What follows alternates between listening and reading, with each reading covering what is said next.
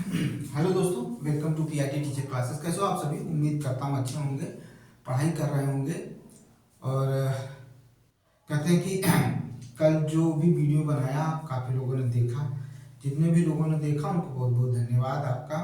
दूसरी चीज़, नॉलेजेबल चीज़ है, उसको आप आगे बढ़ाइए और लोगों तक पहुँचाइए, क्योंकि ज़रूरी भी है। और आज अभी पढ़ाने के तुरंत बाद बीएड और बीटीसी के बारे में कुछ सोचना है, जो क्या करना चाहिए क्या नहीं करना चाहिए।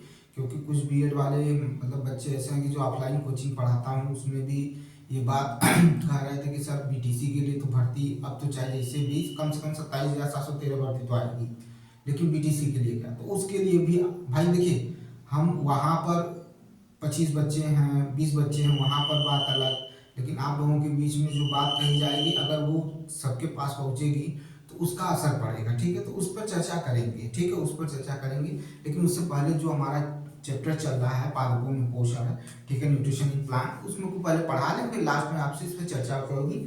और जो भी चीज़ें हैं, अगर आपको सही लगे तो भी कमेंट करिएगा, और सही ना लगे तो भी कमेंट करिएगा। कमेंट जरूर करिएगा, क्योंकि उससे क्या होता है कि कोई भी चीज़ बात जरूरी नहीं मैं मतलब पढ़ा रहा हूँ तो मैं या कुछ बोल रहा हूँ तो वो सही है। हो सकता है कि कुछ चीज़ें मेरी भी गलत हो सकती हैं, तो उस पे बारे में चर्चा हम कर लेंगे। लेकिन उससे पहले हम लोग पढ़ रहे थे न्यूट्रिशन इन प्लांट, उसमें आइए पहले चर्चा कर लेते हैं, पढ़ लेते हैं, फिर उसके बाद बात करते हैं। Sorry, nutrition in plants. ठीक है, न्यूट्रिशन इन प्लांट्स यानी पादपों में पोषण के बारे में हमें क्या करना है। हम चल रहे थे और हम पढ़ भी रहे थे कि पादपों में पोषण हमें क्या करना है, पढ़ना है, न्यूट्रिशन इन प्लांट। देखिए हम लोग कहाँ तक पढ़ लिए थे, तो हम लोग शैवाल तक पढ़ लिए थे। ठीक है, शैवाल के बारे में चर्चा हो गई थी। ठीक है, ठीक है, अलगी के बारे में चर्चा हो गई थी, इसके बारे में चर्चा हो गई थी। लेकिन एक और शुरू किए थे कि फोटोसिंथेसिस। ठीक है, photosynthesis of plant food other, ठीक है, plant food other than carbohydrate. ठीक है, कि पादपों में कार्बोहाइड्रेट के अतिरिक्त खाद्य पदार्थों का जो क्या होता है, संश्लेषण होता है, उसके बारे में हमें पढ़ना है। यानी photosynthesis of plant food other than carbohydrate. ठीक है, इसको भी हम लोगों को क्या करना है, पढ़ना है। ठीक है, संश्लेषण फोटोसिंथेसिस को कहा जाता है। ठीक है, तो उसके बारे में हमको क्या करना है, पढ़ना है। ठीक है, तो चलिए शुरू करते हैं कि सिंथेसिस, ठीक है, सिंथेसिस ऑफ प्लांट, ठीक है, सिंथेसिस ऑफ प्लांट्स, ठीक है, synthesis of plant food food other than carbohydrate, carbohydrate. ठीक है, अदर देन कार्बोहाइड्रेट। ठीक है, other than carbohydrate, synthesis of plant food other than carbohydrate के बारे में पढ़ना है। ठीक है, यानी पादपों में कार्बोहाइड्रेट के अतिरिक्त अन्य खाद्य का संश्लेषण, यही इसका हेडिंग है। आपको मैंने इंग्लिश में लिख दिया है, इसको समझिएगा। देखिए, हम बात हो रहा है कि पादपों में कार्बोहाइड्रेट के अलावा जो भी जैसे वसा है, प्रोटीन है और विटामिन है, ये कैसे अथवा संश्लेषण इनका होता है, उसके बारे में हमें क्या करना है, चर्चा करना है। देखिए, एक बात तो जान लीजिए कि अगर हम बात करें कार्बोहाइड्रेट की, तो कार्बोहाइड्रेट जो होता है उसमें कार्बन, हाइड्रोजन और ऑक्सीजन पाया जाता है। अगर इनका रेशियो देखें तो आप हमेशा रेशियो देखे होंगे 1:2:1 होगा, 1:2:1 होगा, इनके बीच का जो होगा रेशियो होगा। ठीक है, ये रेशियो कार्बोहाइड्रेट का मिलेगा। इसी रेशियो पर फार्मूला आता है, और जहां भी देखेंगे कार्बोहाइड्रेट इसी रेशियो पर आपको देखने को मिलेगा। और वो भी कौन सा, सिंपल कार्बोहाइड्रेट की बात कर रहा हूँ। ठीक है, सिंपल, ठीक है, उसकी बात कर रहा हूँ। ठीक है, C6H12O6 होता है, तो उसका जो रेशियो निकल के आता है, अनुपात निकल के आता है, ये यही निकल के आता है। ये चीज हो गई बात। लेकिन गला फंस रहा भाई। अब अन्य खाद्य पदार्थों का संश्लेषण होता है, अगर उसमें बात करें किसकी, प्रोटीन की। किसकी बात करें, प्रोटीन की।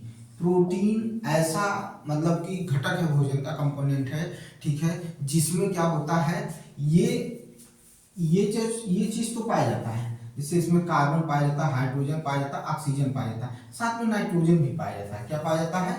नाइट्रोजन पाया जाता है। क्लियर रखिएगा, क्या पाया जाता है? नाइट्रोजन पाया जाता है इसके साथ में। ठीक है, क्या पाया जाता है? नाइट्रोजन पाया जाता है। तो कार्बन, हाइड्रोजन, ऑक्सीजन के बारे में तो हमने कार्बोहाइड्रेट में चर्चा कर ली थी, लेकिन हमें अब चर्चा करना है नाइट्रोजन के बारे में। नाइट्रोजन कैसे? तो प्रोटीन एक नाइट्रोजनी पदार्थ है। प्रोटीन जो है ये क्या है? नाइट्रोजनी पदार्थ है। ठीक है, जिसमें कार्बन, हाइड्रोजन, ऑक्सीजन के अतिरिक्त नाइट्रोजन पाया जाता है। अब नाइट्रोजन पादपों में कैसे पहुंचता है? ठीक है, क्या डायरेक्ट वायुमंडल से नाइट्रोजन पौधे में पहुंच जाता है, कि जड़ के जरिए पहुंचता है, कि वहां बैक्टीरिया काम करती है? क्या शर्तें हैं, उन सब के बारे में जानेंगे। देखिए, वायु में नाइट्रोजन गैस की अवस्था प्रचुर मात्रा में पाई जाती है। सही बात है, हमारे सबसे ज्यादा नाइट्रोजन ही है भाई। नाइट्रोजन गैस ज्यादा हमारे हमारे यहाँ, क्योंकि ऑक्सीजन जलाने का काम करती है, वही नाइट्रोजन क्या करता है? आपको बुझाने का काम करता है। ठीक है, तो याद रखिएगा, इसी वजह से आग जल्दी लगती है, तो उसको बुझाने में नाइट्रोजन गैस जो होती है वो सहायक होती है, और हाइड्रोजन, ऑक्सीजन गैस उसको लगाने में सहायक होती है। ठीक है, इस चीज को याद रखिएगा। तो पादपों में इसका अवशोषण इसी रूप में नहीं कर सकते, मतलब जो सामने नाइट्रोजन दिख रहा है इस रूप में हम पादपों में इसका अवशोषण नहीं कर सकते। पादपों में इसका अवशोषण हम नहीं कर सकते। जब इसमें पादपों में अवशोषण नहीं कर सकते, तो मिट्टी में कुछ विशेष जीवाणु होते हैं और गैसीय नाइट्रोजन यौगिक जो परिवर्तित कर देते हैं, मृदा में निर्मुक्त कर देते हैं। मतलब कुछ ऐसे जीवाणु होते हैं, ठीक है, कुछ ऐसे प्रोसेस होते हैं जिसमें क्या होता है कि मिट्टी में ही क्या होता है, नाइट्रोजन का क्या हो जाता है? परिवर्तन हो जाता है, और परिवर्तित होकर परिवर्तित रूप जो होता है वो कहाँ पहुंचता है? नाइट्रोजन के पास, अरे पौधों में पहुंचता है। देखिए, ये हो गया नाइट्रोजन के बारे में चर्चा हो गई, नाइट्रोजन की चर्चा हो गई। अब ध्यान से सुनिएगा, अभी और बाकी है, भी सुनिएगा। नाइट्रोजन को हम डायरेक्ट पौधा उसको अवशोषित नहीं करता है, या तो उसका बैक्टीरिया के द्वारा क्या होता है? परिवर्तन होता है। ठीक है, और हम खेतों में खाद डालते हैं, तो खाद के रूप में नाइट्रोजन का यौगिक क्या होता है? पौधे में जाता है। अभी मैं बता दूंगा, लिखवाते समय लिखवा भी देता हूँ, सुनिए। चलिए जान ही लीजिए। ठीक है, उससे ये होगा कि आपको पता तो चल जाएगा। ठीक है, जो पौधों में नाइट्रोजन पहुंचता है, पौधों में नाइट्रोजन का अवशोषण जो होता है वो नाइट्राइट, नाइट्रेट और यूरिया के रूप में होता है। जो हम खाद डालते हैं ना, यूरिया सुने हैं ना, यूरिया के रूप में ही नाइट्रोजन क्या होता है? पौधों में पहुंचाया जाता है, क्योंकि वो नाइट्रोजन का परिवर्तित रूप होता है। ठीक है, नाइट्रोजन का परिवर्तित रूप होता है, यानी हम तीन तीन रूपों में हम क्या करते हैं? पौधे को नाइट्रोजन देते हैं। ठीक है, वायु में भी जो नाइट्रोजन होता है उसमें भी जो वायु में जो बैक्टीरिया होती हैं, मौजूद होती हैं, वो भी क्या करते हैं? नाइट्रोजन के कुछ भागों को चेंज कर देते हैं, और उसी भाग को, नाइट्रोजन के उसी चेंज भाग को क्या करता है? पार्ट को प्लांट क्या कर लेता है? अवशोषण करता है, यानी उसका यूज करता है। और मिट्टी से मैंने बता दिया बैक्टीरिया, कुछ प्लांट ऐसे जैसे राइजोबियम बैक्टीरिया पाई जाती है, कुछ जैसे दाल के जो प्लांट होते हैं, ठीक है, पल्स के जो प्लांट होते हैं, मटर के जो होते हैं, उससे विशेषकर मटर से, तो यहाँ से क्या हो जाता है? जो नाइट्रोजन है वो नाइट्रेट के रूप में, नाइट्रेट के रूप में पौधों में पहुंच जाता है, और नाइट्राइट के रूप में भी पहुंचता है, और यूरिया के रूप में कहाँ पहुंचता है? आपके पौधों में पहुंच जाता है। ठीक है, याद रखिएगा ये चीज, ये चर्चा करना बहुत जरूरी था। तीन पैटर्न में पहुंचता है, नाइट्रेट, नाइट्राइट और यूरिया के रूप में ही पौधों में क्या हो जाता है? हमारा नाइट्रोजन पौधों को पूरा कर लेता है, या उसको यूज कर लेता है। इतना जरूर याद करिएगा, तब जाकर कहीं प्रोटीन की क्या होती है? तैयारी होती है, प्रोटीन बनता है। ठीक है, क्लियर है, कंफर्म हुआ? इतनी बात समझ में आई? कह रहा है इसके पश्चात पादप में खाद्य पदार्थों का अन्य जो भाग होता है, जैसे प्रोटीन हो गया, वसा हो गया, ये सारी चीजों का क्या होता है? निर्माण होता है। तो चलिए इसके बारे में पहले लिख लेते हैं, फिर इसके बाद चर्चा आगे की तरफ बढ़ाते हैं। ठीक है, एनसीईआरटी में जैसे लिखा उसी तरह से हम आपको बता रहे हैं, उसी तरह से आपको पढ़ा रहे हैं। ठीक है, और कुछ चीजें जैसे जो अतिरिक्त चीजें हैं वो भी बता दे रहा हूँ। देखिए सुनिए ध्यान से,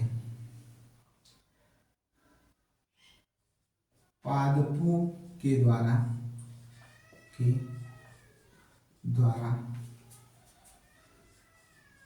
कार्बोहाइड्रेट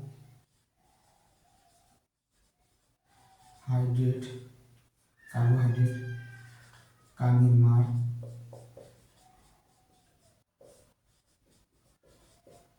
होता है, कार्बोहाइड्रेट का निर्माण होता है। ठीक है, इसके अतिरिक्त, इसके अतिरिक्त, ये छोटा हो जाएगा, इसके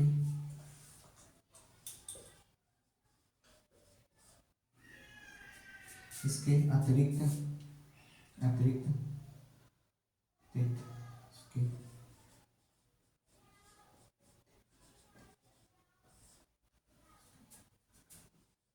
अन्य खाद्य पदार्थ जैसे प्रोटीन का संश्लेषण भी पौधों में होता है। पौधों में होता है। प्रोटीन एक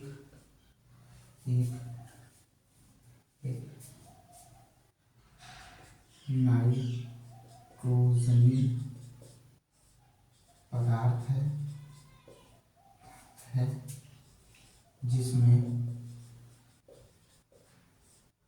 ऑक्सीजन, हाइड्रोजन तथा कार्बन के साथ नाइट्रोजन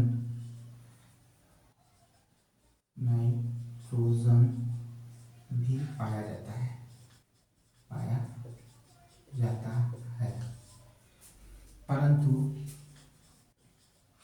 परंतु पौधा वायुमंडल से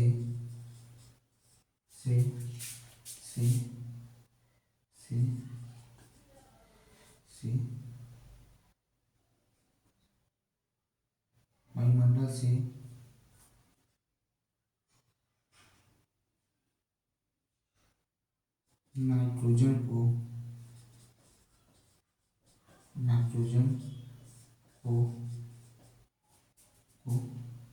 ग्रहण नहीं करता है बल्कि उसके परिवर्तित रूप अर्थात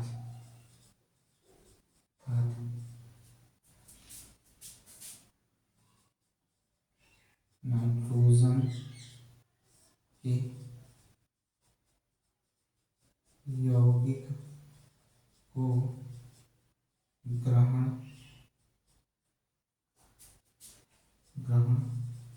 करता है।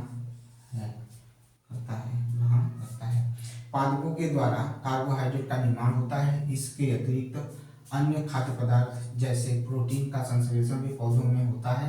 प्रोटीन एक नाइट्रोजनी पदार्थ है जिसमें O2 यानी ऑक्सीजन, हाइड्रोजन और कार्बन के अतिरिक्त कार्बन के अलावा ठीक है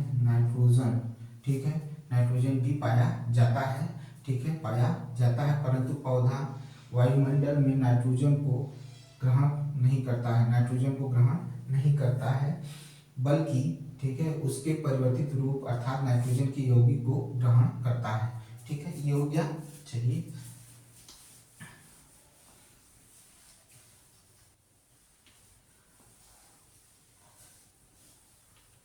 ये हो गया, नाइट्रोजन के यौगिक को ग्रहण करता है। पौधों में नाइट्रोजन वायु, मिट्टी तथा बैक्टीरिया द्वारा इसके परिवर्तित रूप नाइट्रेट, नाइट्राइट तथा यूरिया के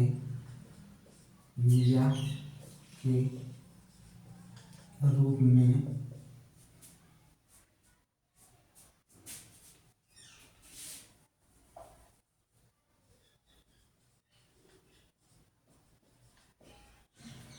पौधों में नाइट्रोजन वायु, मिट्टी और बैक्टीरिया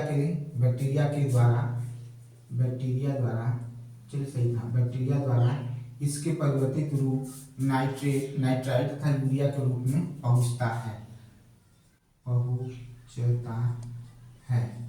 ठीक है, तो पौधों में ठीक है नाइट्रोजन वायु, मिट्टी और बैक्टीरिया द्वारा इसके परिवर्तित रूप नाइट्राइट और यूरिया के रूप में पहुंचता है। यही याद रखना, यही सबसे इंपॉर्टेंट चीज है कि किस रूप में पहुंचता है। अब ये जो होता है यूरिया आपको देखेंगे खाद के रूप में पहुंच जाता है। ठीक है, नाइट्राइट भी पहुंचता है और नाइट्रेट भी पहुंचता है। नाइट्रेट तो एक साइकिल होती है, नाइट्रोजन साइकिल होती है, उसके क्या होता है इसका परिवर्तित रूप क्या होता है, पौधों में पहुंच जाता है। ये अब इसी तरह से वसा भी इसमें बनता है, सारी चीजें बनती हैं, उस पर भी बात करेंगे, अगर आएगा तो उस पर भी बात करेंगे, और जब भी आएगा बात हो जाएगी। इससे पहले जो पढ़ना है वो पढ़िए। ठीक है, पहले समझिएगा चीजों को, फिर उसके बाद आगे बढ़ेंगे। ठीक है, अब पादपों में पोषण की अन्य विधियां, other modes of nutrition in plant. ठीक है, पादपों में, ठीक है ध्यान सुनिएगा, हम क्या पढ़ने चल रहे हैं कि पादपों में, ठीक है पादपों में पोषण की अन्य विधियां। ठीक है, nutrition.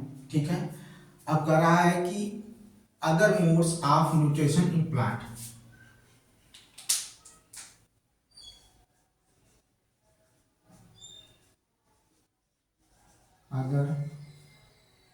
Other modes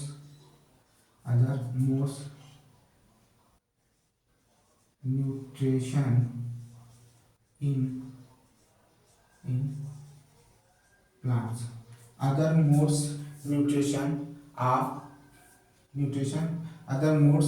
nutrition in plant. ठीक है, ये हो गया modes of nutrition in plant, यानी पादपों में। ठीक है, पादपों में पोषण की अन्य विधियां, पादपों में पोषण की अन्य विधियां। ठीक है, आइए पढ़ते हैं। ठीक है, other modes of nutrition in plant. देखिए ध्यान से सुनिएगा चीज़ों को, जब आप इसे सुनेंगे तभी आपको चीज़ें समझ में आएंगी, उससे पहले नहीं समझ में आएंगी, या हो सकता है कि आपको आधा समझ में आए आधा ना आए। ठीक है, चलिए देखिए यही हमें पढ़ना है, other modes of nutrition in plant. सुनिए ध्यान से, कुछ पौधे ऐसे भी होते हैं जो इनके पास अपना क्लोरोफिल नहीं होता है। जब क्लोरोफिल नहीं होगा तो अपना भोजन नहीं बना पाएंगे। जब वो अपना भोजन नहीं बना पाएंगे तो उनको तो कहीं से पोषण चाहिए। जैसे मनुष्य होता है, जंतु होते हैं, वो अन्य पौधों पर या कहते हैं कि प्लांटों पर क्या करते हैं, निर्भर रहते हैं। अन्य तरीके से मानव तो जंतुओं से भी क्या होता है, जंतु को भी खाकर क्या करता है, उससे भोज्य पदार्थ प्राप्त करता है, और पौधों से भी। लेकिन जो पशु होते हैं वो केवल पौधों से, या कुछ जानवर भी होते हैं जो जानवर को खा जाते हैं, मांस पोषण प्राप्त करते हैं। लेकिन पौधे भी ऐसे हैं जिनके पास क्लोरोफिल नहीं है। अब वो क्लोरोफिल न होने के कारण उनको भोज्य पदार्थ तो चाहिए, वो कैसे जीवित रहेंगे? तो उनको जीवित रखने के लिए वो क्या करते हैं, दूसरे पौधों से क्या करते हैं, भोज्य पदार्थों को ग्रहण करते हैं ताकि उनका पोषण बना रहे। ठीक है, तो उसी क्रम में एक पौधा आता है कुस्कुटा, जिसे कहा जाता है अमरबेल। यह धागेनुमा संरचना होती है इसकी। ठीक है, पीले कलर का होता है, और बड़े पौधे होते हैं उनके तने शाखाओं पर क्या होता है, ये बिखरा होता है या फैला हुआ होता है। और उसी पौधे से जिस पर ये आरोहित है, जिस पर ये पड़ा हुआ है, उसी से क्या कर लेता है, पोषण प्राप्त करता है। उसी से क्या कर लेता है, पोषण प्राप्त कर लेता है, जिस पर ये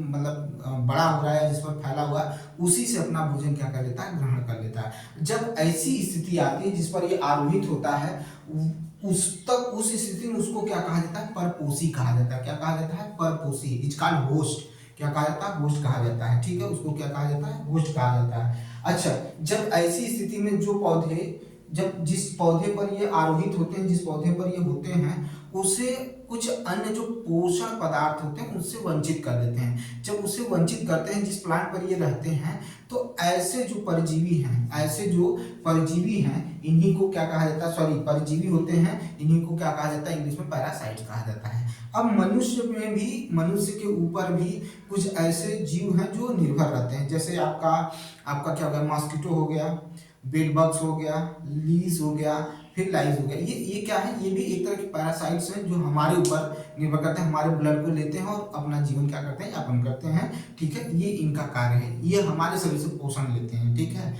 आप देखे भी होंगे। ठीक है, तो चलिए देखते हैं मैंने क्या कहा। मैंने कहा कि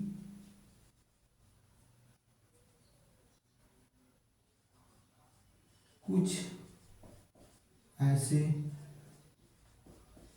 पौधे होते हैं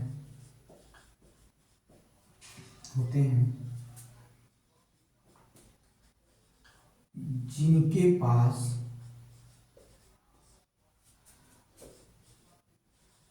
क्लोरोफिल नहीं पाया जाता है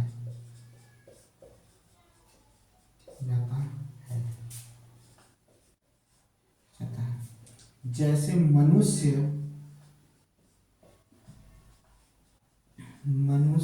व अन्य जीव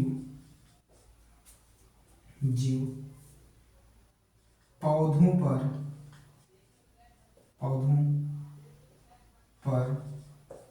पर पोषण पदार्थ के लिए ये निर्भर रहते हैं। ऐसे ही यह पौधे दूसरे पौधों से खाद्य पदार्थ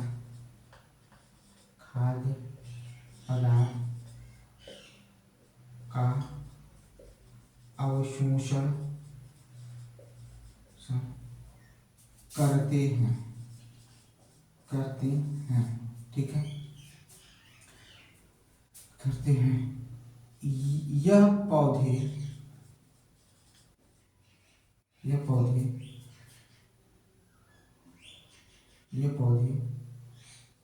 अन्य पौधों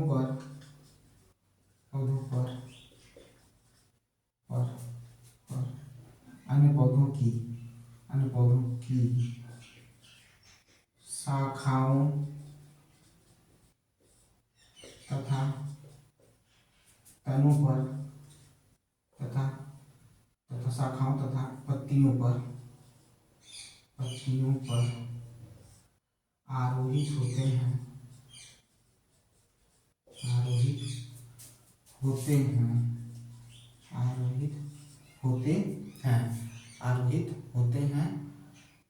वह पादप परपोषी कहलाता है। तो वह पादप परपोषी कहलाता है। परपोषी मतलब होस्ट कहलाता है जिस पर यह आरोहित होंगे। ठीक है, क्या रहा है कि यह पौधे अन्य पौधों की शाखाओं पत्तियों पर आरोहित होते हैं। पत्तियों पर, देखिए यही छूटता है मुझसे, पर आरोहित होते हैं तो वह पादप परपोषी कहलाते हैं। जिस पर ये आरोहित हो उसे परपोषी कहेंगे। इन्हीं पौधों से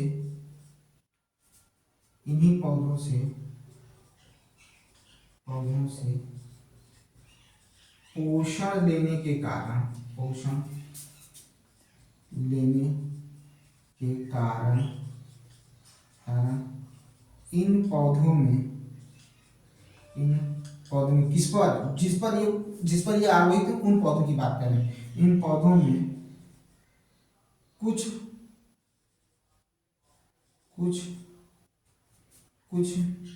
पोषण तत्वों की कमी होती है। पोषण तत्वों की कमी हो जाती है जिसके कारण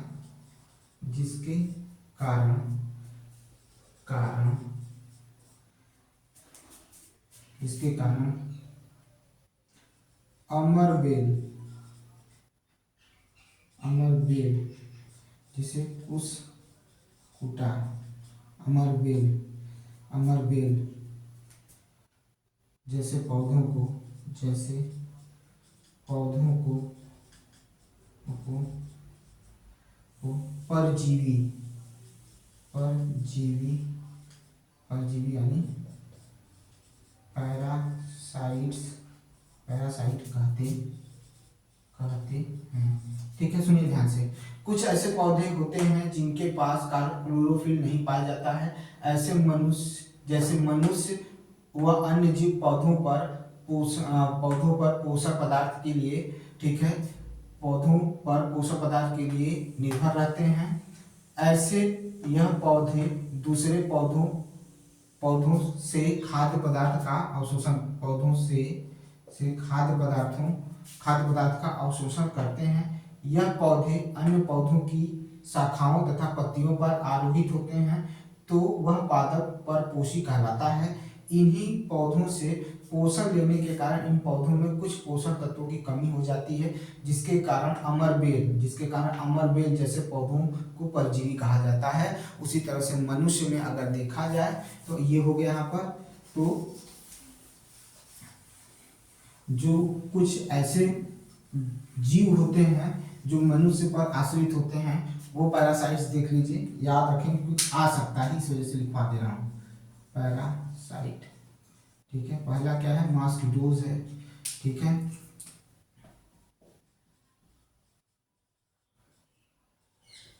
ठीक है, मॉस्किटोज है। फिर क्या है आपका है बेड बग्स। ठीक है, बेड बग्स है। ठीक है, फिर क्या है, ये है। फिर क्या है, ये है। ठीक है, इनका नाम याद रखिएगा भाई, ये पूछे जाते हैं। ठीक है, इनके बारे में ध्यान दीजिएगा। चलिए भाई, अभी आपने ये देख लिया कि ऐसे पौधे जिनमें क्लोरोफिल बनाने की क्षमता नहीं होती है, वो क्या करते हैं, दूसरे पौधों से पोषक तत्वों को ग्रहण करते हैं। ठीक है, इसी अगर क्रम में चलें एनसीईआरटी के, तो इसी क्रम में एक चीज और कहा जाता है कि कुछ पादप ऐसे होते हैं जो क्या करते हैं, कीटों का भक्षण करते हैं और कीटों से ही पोषक तत्व क्या कर लेते हैं, प्राप्त कर लेते हैं। ठीक है, तो अब हम जिसके बारे में पढ़ने चल रहे हैं उसे कहा जाता है इंसेक्टिवोरस प्लांट कहा जाता है। क्या कहा जाता है, इंसेक्टिवोरस प्लांट। ठीक है,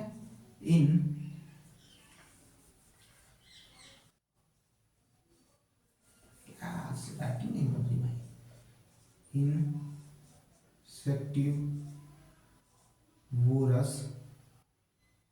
इंसेक्टिवोरस प्लांट। ठीक है, इंसेक्टिवोरस प्लांट, कीटभक्षी पौधे। ठीक है, कीटभक्षी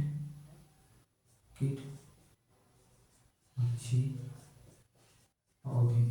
ठीक है, कीटभक्षी पौधे क्या होते हैं, कीटभक्षी पौधे होते हैं या पादप होते हैं, इनके बारे में चर्चा करेंगे। होता क्या है, सुनिए ध्यान से।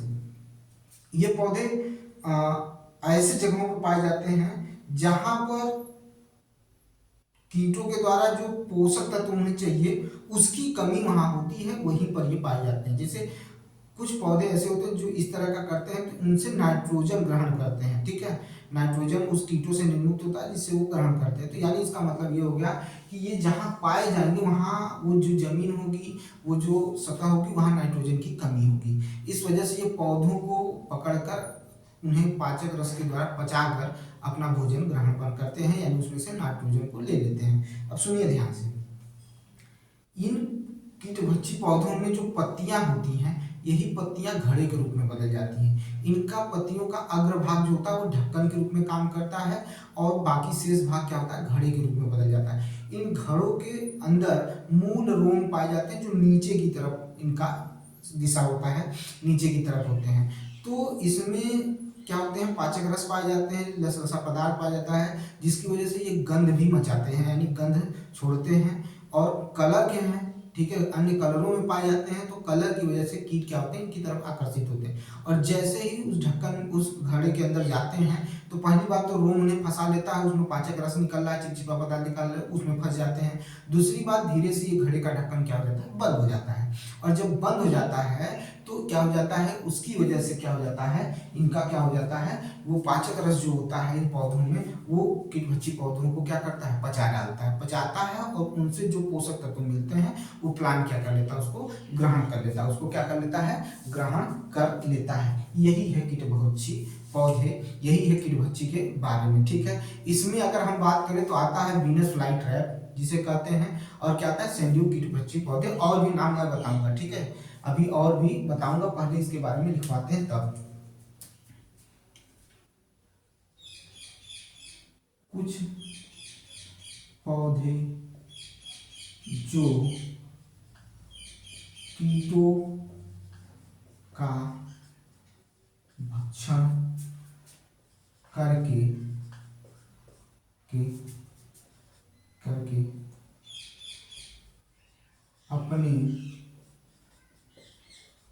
अपने पोषक तत्वों की पूर्ति करते हैं। कुछ पौधे जो कीटों का भक्षण करके अपने पोषक तत्वों की पूर्ति करते हैं, ऐसे पौधों को कीटभक्षी पौधे कहते हैं। कीटभक्षी पौधे कहते हैं। इन पौधों की पत्तियों का रंग हरा के अलावा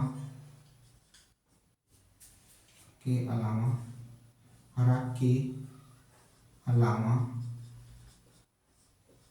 अन्य रंगों के हो सकते हैं।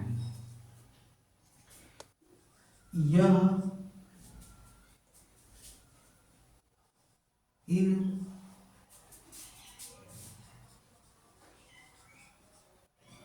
पौधों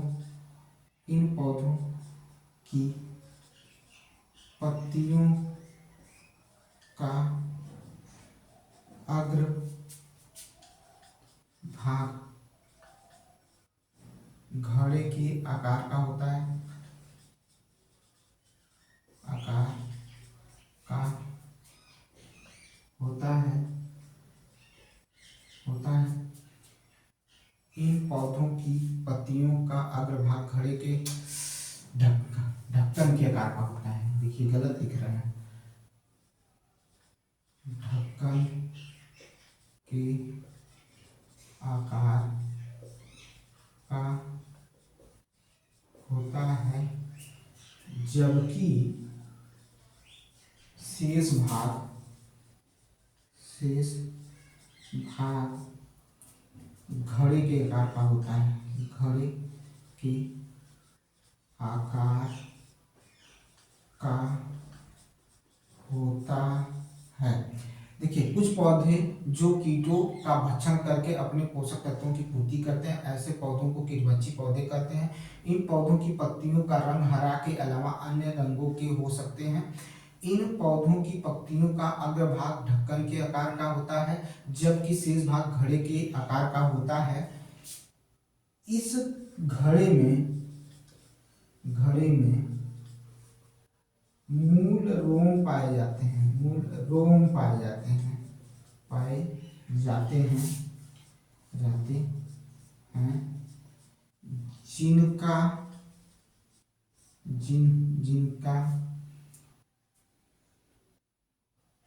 जिनकी नहीं, ठीक है, मूल रोम पाए जाते हैं, जिनसे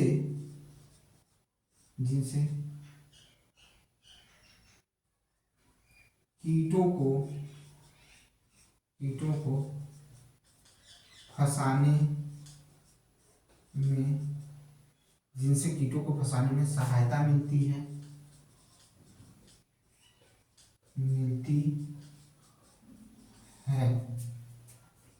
जब कीट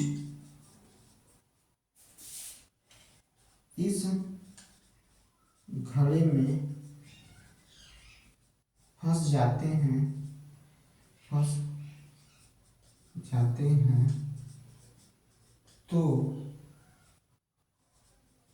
ढक्कन बंद हो जाता है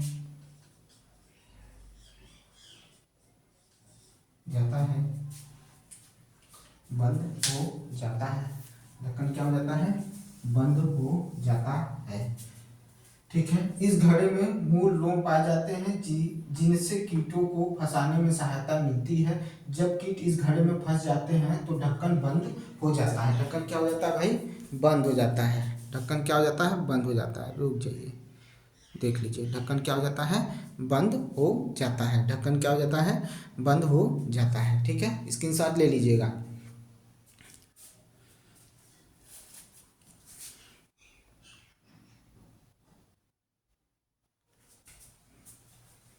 बंद हो जाता है। चलिए इसके आगे चलते हैं।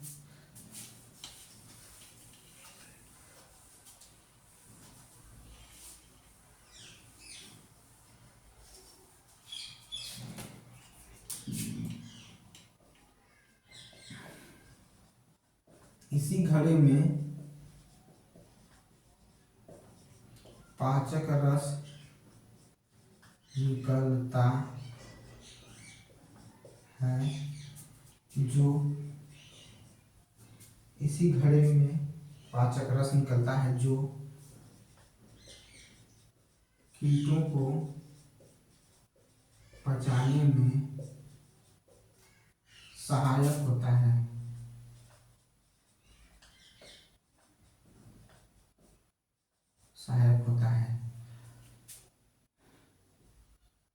कीटों से नाइट्रोजन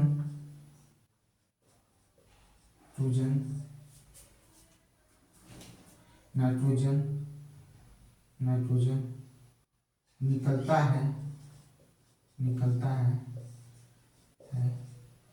जिसे पौधे ग्रहण करते हैं। जिसे पौधे क्या कर लेते हैं? ग्रहण कर लेते हैं। जिसे पौधे क्या करते हैं? ग्रहण कर लेते हैं। ठीक है, क्या कर लेते हैं? ग्रहण कर लेते हैं। ठीक है, ये इंपॉर्टेंट हुआ। समझ में आई बात इतना? फिर आगे बात करें। ठीक है, देखिए अब हम बात करने चल रहे हैं वीनस ट्राई, आप बता दिए आपको, लेकिन यूट्रिकुलेरा, ड्रोसेरा, ठीक है, नेप्थीन्स, ये भी क्या है? कीटभक्षी पौधों के वर्ग में आते हैं। यूट्रिकुलेरा आया, ठीक है, फिर क्या है आपका ड्रोसेरा आया, और क्या है? नेप्थीन्स आया। ये क्या है? ये आपके कीटभक्षी पौधे पर, इसका स्क्रीनशॉट लीजिए पहले। हो गया भाई? चलिए अब देखिए, अब जैसे में हम लिख भी देते हैं आपको। ठीक है, नाइट्रोजन निकलता है जिसे पौधे ग्रहण करते हैं। ठीक है, जैसे में देख लीजिए क्या क्या आता है।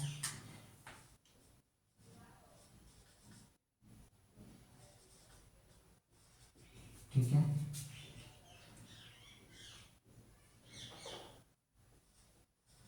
ठीक है,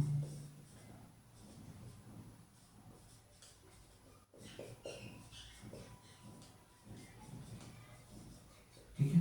अब देखिए ध्यान से सुनिएगा, इनके अलावा भी बहुत से हैं। ठीक है, आपको लिखेंगे तो बहुत सारे हैं, लेकिन अगर हम बात करें तो इसमें हम रख सकते हैं, कौन कौन से रख सकते हैं? सेंडू कीटभक्षी पौधे भी आते हैं, वीनस फ्लाई ट्रैप पौधे भी आते हैं। लेकिन इसमें ये लिखवाने का मेन कारण सुन लीजिए क्या है, उसका मतलब समझिए। ये जो दो पौधे हैं बेटा ना, ये जो दो पौधे हैं ये जल के पौधे हैं। ठीक है, जल में पाए जाते हैं। ठीक है, जल में पाए जाने वाले कीटभक्षी पौधे हैं। जल में पाए जाने वाले कीटभक्षी पौधे हैं, ठीक है। ये जल में पाए जाते हैं, यूट्रिकुलेरिया और ड्यूसेरा जो होता है ये जल में पाए जाते हैं। इसीलिए मैं इनका नाम विशेष तौर पे लिख दिया हूँ, क्योंकि पूछ लेगा आप भ्रमित हो जाएंगे, इस वजह से इसको जानना जरूरी है, ठीक है। ये जानना बहुत जरूरी था, इसलिए मैंने इनका नाम लिखा, और इसको भी आप क्या करेंगे, उतार लेंगे। बाकी जो है सभी कहाँ पाए जाते हैं, जमीन पर पाए जाते हैं। बाकी सभी जो है वो कहाँ पाए जाते हैं, जमीन पर पाए जाते हैं, ठीक है। क्लियर है आपको, ठीक है, क्लियर है। अब हम पढ़ने चल रहे हैं, इसको समझेंगे पहले, फिर उसके बाद इस पर चर्चा करेंगे, क्योंकि ये भी बहुत इंपॉर्टेंट है, ठीक है। चलिए, ये हो गया आपका।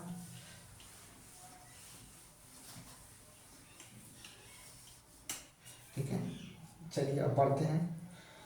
सेप्रोट्रॉप्स पढ़ना है, क्या पढ़ना है, सेप्रोट्रॉप्स पढ़ना है, क्या पढ़ना है, सेप्रोट्रॉप्स,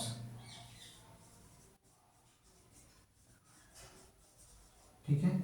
मृत क्या पढ़ना है, मृत जीवी पढ़ना है। सेप्रोट्रॉप्स का मतलब मृत जीवी, सॉरी। चलिए भाई, मृत जीवी क्या होता है भाई, मृत जीवी, जीवी, ठीक है। मृत जीवी का क्या होता है, सुनिए ध्यान से पहले, ठीक, पहले ध्यान से सुनिए। कुछ ऐसे पौधे होते हैं जो सड़ी गली चीजों पर पाचक रस के माध्यम से अपना भोजन ग्रहण करते हैं, ठीक है। कुछ ऐसे पौधे होते हैं जो सड़ी गली चीजों से, ठीक है, वो खुद का पाचक रस स्रावित करके फिर उसके बाद उसका उपयोग करके उस सड़ी गली चीजों से भोज्य पदार्थ ग्रहण कर लेते हैं या पोषक तत्व ग्रहण कर लेते हैं। इस अथवा में अगर हम बात करें तो हम कह सकते हैं कि मशरूम जो होता है वो सड़ी गली चीजों पर ही होता है, और उन्हीं से पाचक रस क्या करता है, ग्रहण कर लेता है, ठीक है। और इसमें प्रोटीन की मात्रा बहुत अच्छी खासी होती है, ये चीज क्लियर कर लीजिए। फिर अगर आपको देखना है तो ठंड मतलब अधिकतर आपको वर्षा के समय, बारिश के समय आप देखेंगे कि आपके कपड़ों पर रोटी अगर 2-3 दिन के लिए रखी गई है, या अगर अचार रखा गया हो, खुल गया हो या खुले तौर पर रख दिया गया हो, तो उसमें देखेंगे रुई के रोए जैसे चीजें निकलने शुरू हो जाती है, और एक अधिकतर आपको हरा भी दिखाई देता है, कभी कभी सफेद रुक्का भी में भी आता है। तो ये क्या होता है, ये जो आपका होता है ये कवक होता है, क्या होता है, कवक होता है, इसे फंजाई कहते हैं। ये भी क्या करता है, अपना पोषक तत्व कहाँ से प्राप्त करता है, सड़ी गली चीजों से प्राप्त कर लेता है, ठीक है। कवक जो होता है सड़ी गली चीजों से प्राप्त कर लेता है, फंजाई। और यह है जैसे चमड़ा हो गया वहां से, फिर कपड़े हो गए वहां से, ठीक है। जो अन्य पदार्थ जो नम स्थिति में रखे गए हैं वहां से क्या करता है, भोजन को ग्रहण करता है, ठीक है। तो जो अभी अच्छा, कवक अभी ऐसे खत्म नहीं होगा, कवक के बारे में डिटेल से पढ़ना है। कवक नाम आ गया ना, तो इसको डिटेल से पढ़ना है, ठीक है। तो थोड़ा सा पहले मैं इसको बता देता हूँ, कल इसको शुरू करूंगा, ठीक है। कल इसके बारे में डिटेल से कवक के बारे में पढ़ेंगे, कवक कैसा है, उस कवक का अध्ययन क्या कहलाता है, फिर किस तरह का ये होता है, इसको किस चीज की जरूरत होती है, ये सब सारी चीजें पढ़ेंगे, ठीक है। तो इसको कल शुरू करेंगे, कल इसके बारे में लिखवाएंगे भी, ठीक है।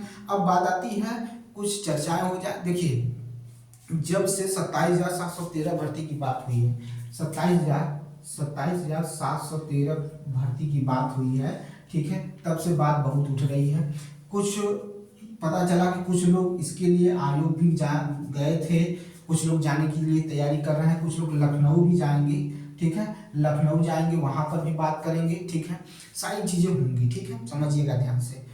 और इसमें कहीं मतलब हर जगह सुनने को मिल रहा है कि सर पीआरटी के लिए तो मान लीजिए इतनी भर्ती आ जाएगी, ठीक है, इतनी भर्ती तो आ जाएगी, और मैं भी कल परसों से कह रहा हूँ कि ये भर्ती तो आनी है, लेकिन कब आएगी ये सरकार की मानसिकता, सरकार पर निर्भर करता है। आपको कोई कितना भी पट्टी पढ़ाए, आप समझदार हैं, आप पढ़े लिखे हैं, बीटीसी किए हैं, ठीक है, आपने टेट से टेट पास किया है, जो नहीं किए हैं वो कर लेंगे, लेकिन आप इतना जरूर ध्यान रखिए कि कहाँ पर हित और कहाँ पर अहित हो रहा है, ठीक है। अभी मैंने कल इसके बारे में विशेष चर्चा भी की थी, कुछ लोगों ने मतलब काफी लोगों ने देखा भी है, उतना नहीं देखा जितना देखना चाहिए, ठीक है, लेकिन जिन्होंने देखा है उसके लिए, उनके लिए वो लाभदायक ही है, वो बातों को समझ गए होंगे। अगर वो अभी से समझ जाएंगे तो बहुत अच्छा होगा, वो आगे बढ़ जाएंगे, उनको निकालना कंफर्म है, मिलेगी इसमें से एक सीट तो उनका कंफर्म मान लीजिए एकदम। जो कल की बात अगर समझ गए हैं, ठीक है, उनका एक सीट क्या है, कंफर्म है, समझ लीजिए, उनका एक सीट तो एकदम कंफर्म है, कोई काट ही नहीं सकता, ठीक है। जो मैंने पैतरा बताया आपको, जो मैंने मेथड बताया, ठीक है, पहली चीज ये कर लीजिए। दूसरी चीज, अगर भैया चाहते हो ये भर्ती जल्दी आए तो बीटीसी वालों, ठीक है, और डीएलएड वालों भैया चढ़ जाओ, चढ़ाई कर दो तुरंत, ठीक है। इसी हफ्ते में, ठीक है, जितने भी इससे जुड़े नेता हैं वो मीटिंग करें, लोगों को इकट्ठा करें। और यह कोर्ट का आदेश है, किसी और का आदेश नहीं है, सुप्रीम कोर्ट के आगे कोई आदेश नहीं है, ठीक है, ये कोर्ट का आदेश है। इसके लिए जाइए और तुरंत इसको रफा दफा करिए और इसके लिए निकलवा कर आइए। बाकी बचा बीएड, बीएड के लिए सुन लीजिए, ठीक है, घर बैठकर बीटीसी को कोसने से या बीटीसी वाले बीएड को कोसने से कुछ नहीं होने वाला है। आप नेता का गुण अपनाइए। नेता क्या करते हैं, जब विपक्ष में रहेंगे तो गाली देंगे, और जब उनसे टाइप अप कर लेंगे, जब आ जाएंगे उनके साथ बैठ जाएंगे तो उनसे जाकर उनका पैर छू लेंगे। उदाहरण आप समझ गए होंगे, जब शपथ हो रहा था तो कौन पैर छुआ था, आपको अच्छी तरह से जानते हैं। और जब विपक्ष में हुए थे तो वही गाली दे रहे थे, वही उनको सब कुछ कह रहे थे, और आज हो गया, ठीक है। तो नेताओं की तरह बनिए, ठीक है, अवसर का लाभ उठाइए, ठीक है, थोड़ा सा अहंकारी बना करिए, ठीक है, ये चीज करना शुरू करिए। लेकिन बहुत ज्यादा अहंकारी भी मत बनिएगा, क्योंकि यहाँ पर अहंकार ही दिख रहा है। बीएड वाले बीटीसी वालों को दुश्मन समझते हैं, बीटीसी वाले बीएड वालों को दुश्मन समझते हैं। क्या के लिए भाई, आप ही के घर में 2 बीएड किए होंगे तो एक बीटीसी किया होगा, 2 बीटीसी किया होगा तो एक बीएड किया होगा। चलिए करिए दुश्मनी, यहाँ दुश्मनी की जरूरत नहीं है, ये दोनों लोग साथ में आइए, ठीक है, रिक्वेस्ट है आप सभी से, साथ में आइए। यूपी पीसीएस की भर्ती कई टर्म में होने था ना, 2 टर्म में होने के लिए था ना, यूपी पीसीएस के छात्र चप गए और करा के माने। कल का सुन लीजिए, बीपीएससी करा रहा है ना, नॉर्मलाइजेशन लागू कर रहा था, उसमें रहमान सर, खान सर, ठीक है, कई ऐसे कोचिंग सेंटर के नेता भी गए। और सबसे बड़ी बात है कि नेताओं की, अरे नेता कह रहे हैं, टीचर भी गए। ये टीचरों की बात नहीं है, ठीक है, माफ करिएगा, नेता टीचर में बहुत अंतर है, ठीक है, गलती हो गई, लेकिन नेता और टीचर में बहुत अंतर है, ठीक है। तो लेकिन ये जो नॉर्मलाइजेशन हटा कल, ठीक है, वो युवाओं की वजह से हटा, जो उसमें भर्ती में खड़े हो रहे हैं, भले लाठी डंडा खाए लेकिन खड़े रहे और अपनी बात मनवा कर लड़े। और आप कितनी बार ये अलग जाते हैं धरना देने, ये अलग जाते हैं धरना देने, ठीक है। साथ मिलिए, मिलकर दोनों लोग साथ में मीटिंग करिए, मिलिए, मिलकर इस भर्ती के लिए लड़ाई लड़िए, ठीक है, कि हमें जूनियर की भी भर्ती चाहिए, प्राथमिक की भी भर्ती चाहिए। जब दोनों लोग मिल के लड़ेंगे, संख्या बल बढ़ेगा तो सरकार झुकेगी, अन्यथा कुछ नहीं होने वाला है। बीएड वाले बीटीसी को कोसे, बीटीसी वाले बीएड को कोसे, कोसते रहिएगा। कुछ भर्तियां आ जाए, नहीं आएगी तो बात खत्म, बेड़ा पार है आपका और सारी चीज़ें खत्म है। बाकी कोचिंग वालों को भी एक सलाह देना चाहूँगा, इतनी औकात नहीं है मेरी, मेरा स्तर नहीं है, लेकिन जो आप बार बार बैच बेच रहे हैं ना, बैच बेचना पहले कम कर दीजिए थोड़ा। पहले इन बच्चों को समझाइए, बीएड और बीटीसी जो किए वो उनको समझाइए कि साथ में आके खड़ा हो, और हम लोग भी तुम्हारे साथ खड़े हैं और मैदान में आ रहे हैं, ठीक है। मैं तो बहुत छोटा हूँ भाई, मेरा तो कोई स्तर ही नहीं है। 166 लोगों को, 166 लोग हैं, उसमें से मुझे 48-40 लोग देखते हैं, उसके बाद कोई देखता भी नहीं है, ठीक है। लेकिन ये सच्चाई है, जब तक आप पूरे, कहते हैं ना, पूरी पूरी ताकत नहीं झोंकेंगे दोनों लोग मिलकर, ठीक है, ये मेरी सलाह है। अगर लगे कि पहुंचनी चाहिए तो जरूर पहुंचाइएगा, लाइक करिएगा, शेयर करिएगा, सब्सक्राइब करिएगा मेरा चैनल, और इसको ज़्यादा से ज़्यादा शेयर करिएगा। जब तक आप दोनों नहीं लड़ेंगे खड़े होकर, तब तक कुछ नहीं होने वाला है। बीटीसी को तो मान लीजिए, ये तो आना ही है, इसको तो मान ही लीजिए, लेकिन इतने से आपका पेट भर जाएगा। बच्चे कितने हैं गिन लीजिएगा, लाखों में, ठीक है, संख्या 14 लाख के लगभग पहुंच गई है। क्या इतने से हो जाएगा? तो क्या आप नहीं चाहते हैं कि इसमें 51,112 पद जुड़े? बोलिए भाई, 51,112 पद जुड़े, इसमें आपको 51,112 पद जुड़ना नहीं चाहिए। इसका तो हलफनामा भी दिया गया था ना कोर्ट में। तो ये इतना कराने के लिए आपको लड़ना नहीं पड़ेगा? तो लड़ने के लिए बीटीसी साथ और बीएड साथ क्यों न लड़े? बीएड लड़े जूनियर के लिए, बीटीसी लड़े प्राइमरी के लिए, लेकिन लड़िए साथ में। बात दोनों लोग रखिए कि इसकी भी भर्ती आनी चाहिए, उसकी भी आनी चाहिए। कमेंट में कोसने से कुछ नहीं होता है। घर में बैठ के उसको कोस रहा है, उसको कोस रहा है, बात ज़्यादा बढ़ गई तो माँ बहन पे आ गया, ठीक है, किसी की माँ किसी की बहन शुरू हो जाता है, ठीक है। आप दूसरे को गाली देते हैं, आप ये सोचिए कि आप दूसरों को गाली नहीं दे रहे हैं, अपने आप को गाली दे रहे हैं। आप अध्यापक बनने जा रहे हैं, आपकी मानसिकता झलक रही कि आप क्या कर रहे हैं, ठीक है। अपनी मानसिकता को थोड़ा सा बचा के रखिए, संस्कार नाम की चीज़ होती है, ठीक है, उसको मत गिराइए। आप अध्यापक बनने जा रहे हैं, ठीक है, कुछ तो शर्म लाज रखिए। मैंने कुछ कमेंट देखा था अपने चैनल पे नहीं, मेरे पे तो कोई कमेंट ही नहीं करता। मुझे कह दिया हूँ, करना होगा करिएगा, नहीं करना होगा कोई बात नहीं, मुझे उसकी ज़रूरत नहीं है। लेकिन और मेरा जो कर्म है मैं करूँगा, ठीक है। जब तक मुझे लगेगा कि नहीं करना चाहिए तब तक मैं करूँगा, और जिस दिन लगेगा कि नहीं कोई प्रभाव नहीं पड़ रहा है तो छोड़ दूँगा। 100 तरीके हैं, ठीक है। वो कहते हैं ना कि पढ़ा लिखा इंसान जो होता है ना, वो पानी की तरह होता है, वो अपना रास्ता खुद बना लेता है। जल की तरह होने वाले व्यक्ति ना, नदियाँ जब निकलती तो अपना रास्ता बना लेती हैं, फिर रास्ते में कोई भी आए, ठीक है, तोड़ते हुए निकल जाती हैं। तो उसी तरह से मैं हूँ, ठीक है। मैं अपने आप को हमेशा वक्त और पानी की तरह समझता हूँ। वक्त इसलिए कि जब मैं किसी के सामने से गुजर गया, ठीक है, जिसने मुझे अहमियत नहीं दी है, जैसे वक्त को अहमियत नहीं देंगे तो एक दिन बैठ के रोएंगे, उसी तरह से मेरा हाल है। जब मैं किसी से गुजर जाता हूँ तो दोबारा पलट के नहीं देखता हूँ। और जल की तरह हूँ कि रास्ते में कितनी भी कठिनाई आए, कितने भी पहाड़ पत्थर आए, तोड़ के निकल जाऊँगा, इतने मेरे अंदर कॉन्फिडेंस है। अभी इतनी अवस्था हो गई है, लेकिन कभी झुकता नहीं हूँ, ना झुकूंगा, ठीक है। आपको पढ़ा रहा हूँ, अच्छा लगता है, पढ़ाता हूँ, ठीक है। अगर कोई गलती होती है खड़ा होकर माफ़ी मांग लेता हूँ। अगर कुछ गलती नहीं हुई उसके बाद भी अगर कोई कुछ कहेगा तो फिर ठीक नहीं है, वही चीज़ है। इसीलिए कह रहा हूँ बीएड और बीटीसी बंधु साथ में आओ, साथ में आकर दोनों लोग लड़ाई लड़ो और भर्ती ले जाओ। यूपीपीसीएस वाले ले गए, आरओ वाले अपनी बात मनवा के चले गए, बीपीएससी का कल का आपने धरना देख ही लिया है। और आप बैठ कर खूब रील देखिए, और कुछ लोग खूब रील बनाए हैं, ठीक है, नेतागिरी छाटे हैं, ठीक है। बहुत तकलीफ होती है इन सब चीज़ों को देखकर, बहुत बुरा लगता है, ठीक है। और अगर जब नेतागिरी नहीं करना है, नेतागिरी करेंगे तो केस होगा ही, ठीक है। मैं पढ़ाने आया हूँ, अगर मैं कुछ चीज़ें कह रहा हूँ जो सरकार को थोड़ा सा भी लगा कि विरोध में है तो मेरे ऊपर भी हो सकता है केस, तो क्या करूँ, डर जाऊँ कि बोलना बंद कर दूँ? सब तो बोलना बंद कर चुके, तो हम भी बंद कर दें, ठीक है। ये तो हमसे होगा नहीं, जितना हमसे हो सकता है उतना कर रहे हैं। इसीलिए आपको सलाह देते हैं कि दोनों लोग खड़े होकर लड़िए साथ में, ठीक है। और मैंने इसीलिए कहा था कि रुके रुके रहिएगा। वीडियो देखने के बाद लास्ट में जरूर आपको मैंने इस पर चर्चा करनी थी, मैंने बोल दिया था, ठीक है। अब आपकी मर्जी है, ज़्यादा से ज़्यादा शेयर करिए, ज़्यादा से ज़्यादा लोगों तक जोड़िए, मुझे भी जोड़िए, ताकि मैं ज़्यादा से ज़्यादा तो लोगों से बात कर सकूं। और मैं बार बार कहता हूं कि कमेंट जरूर किया करिए, कमेंट से पता चलता है कि हाँ प्रॉब्लम क्या है। ये तो मैं जो ऑफलाइन पढ़ाता हूँ वहाँ से बच्चे मुझे मतलब जो कमेंट हुआ रहता है बड़े बड़े कोचिंग सेंटरों का, उनका सुनाते हैं कि सर ऐसे बोलना है, वैसे बोलना है, वो उसको गाली दे रहा है, वो उसको गाली दे रहा है, तो बड़ा हर्ट होता है कि आप टीचर बनने जा रहे हैं और आपकी ये अवस्था है, ये स्थिति है। ये बहुत बुरा चीज़ है, ये गलत चीज़ है, इस पर कभी भी, ठीक है, ये सब ठीक नहीं है। आप दोनों मैंने कहा ना, नेताओं जैसा गुण लेके आइए, ठीक है। नेता बनना नहीं है, नेताओं जैसा गुण लेके आइए।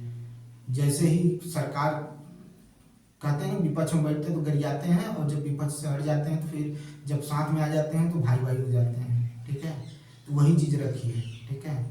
यहाँ गोली चलाने में, बंदूक चलाने की जरूरत नहीं है, ना गाली देने की जरूरत है। माँ बहन सबकी एक ही होती हैं, ठीक है, याद रखिएगा। जिस कोख से पैदा हुए हैं उसी तरीके से हम भी पैदा हुए हैं, तो गाली देने से कोई फायदा नहीं है, ठीक है।